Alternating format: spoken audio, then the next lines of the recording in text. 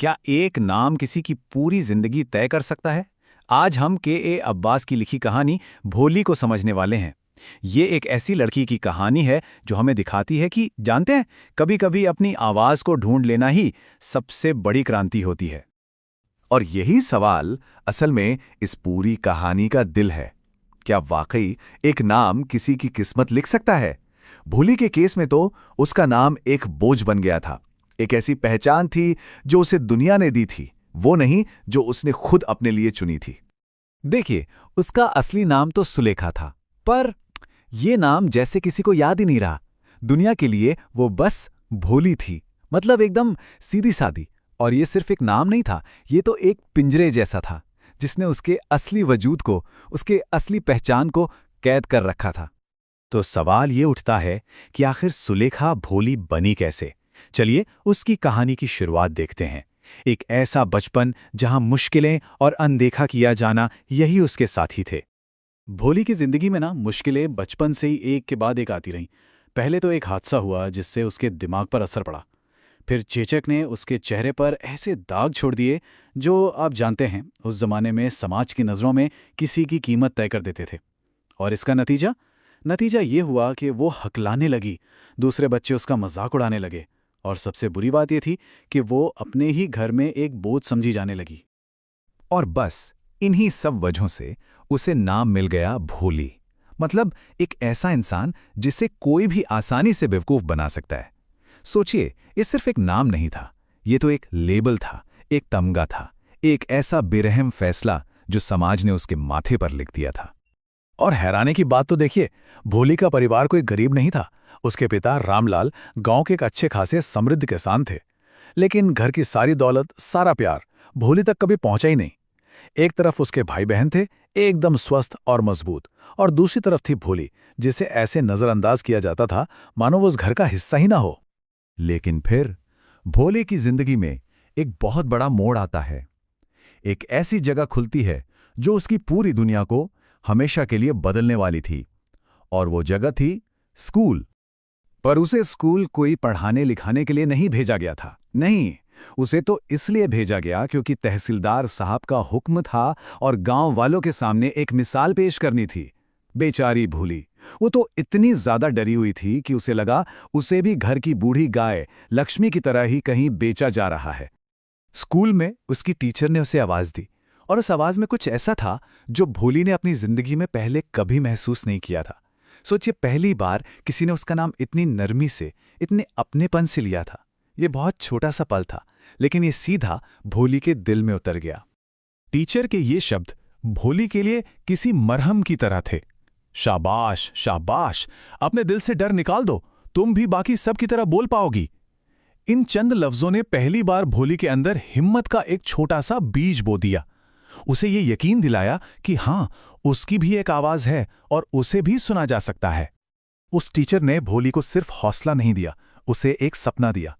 एक ऐसे कल का सपना जहां लोग उसका मजाक नहीं उड़ाएंगे, बल्कि इज्जत से, सम्मान से उसकी बात सुनेंगे।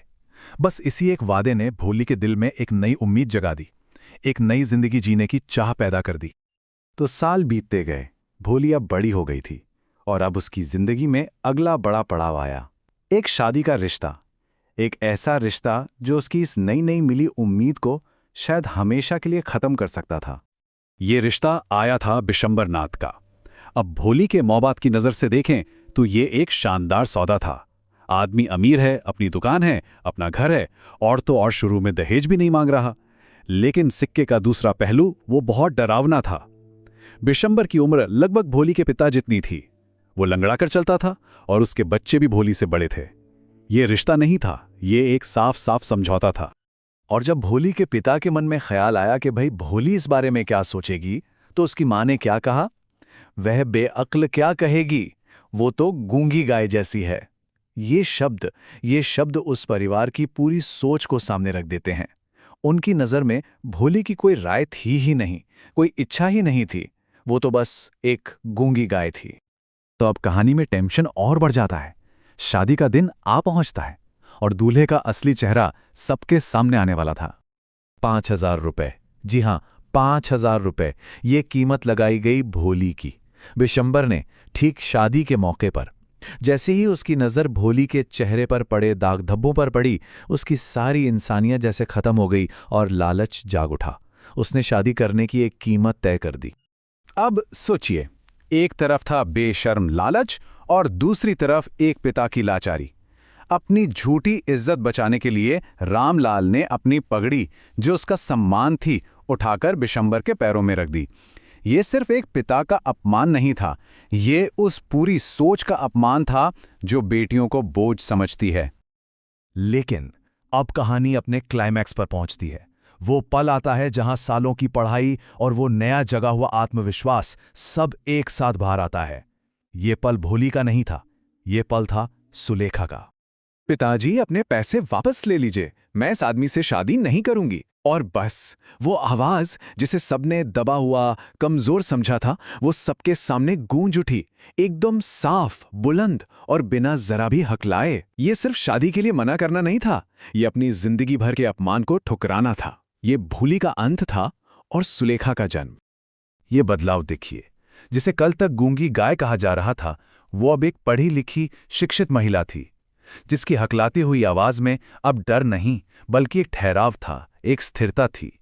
असल में शिक्षा ने भोली को नहीं बदला, उसने तो भोली के अंदर छुपी हुई सुलेखा को आजाद किया था। और अंत में उसे कोई भोली नहीं कहता। देखिए, नाम का बदलना ही तो इस कहानी का असली मतलब है। जैसे ही वो अपने सम्मान के लिए खड़ी हुई, भोली वाला लेबल अपने आप उतर गया। अपनी आवाज को पाकर उसने अपना असली नाम और अपनी असली पहचान दोनों वापस पा लिए। और कहानी का अंत होता है उस टीचर के नजरिए से।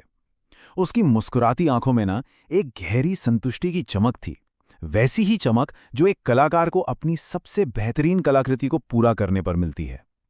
और ये इस बात का सबसे बड़ा सबूत है कि कैसे थोड़ी सी दया और सही शिक्षा एक पूरी जिंदगी को संवार सकती है। तो चलिए वापस उसी सवाल पर लौटते हैं जिससे हमने शुरुआत की थी। ये कहानी हमें क्या सिखाती है? ये दिखाती है कि एक इंसान, चाहे वो एक टीचर हो, एक दोस्त हो या कोई भी हो, वो किसी दूसरे की जिंदगी की दिशा बदलने की कितनी ताकत रखता है। जरा सोचिए, थोड़ी सी हमदर्दी और सही मार्गदर्शन में वाकई कितनी शक्ति होती है ना?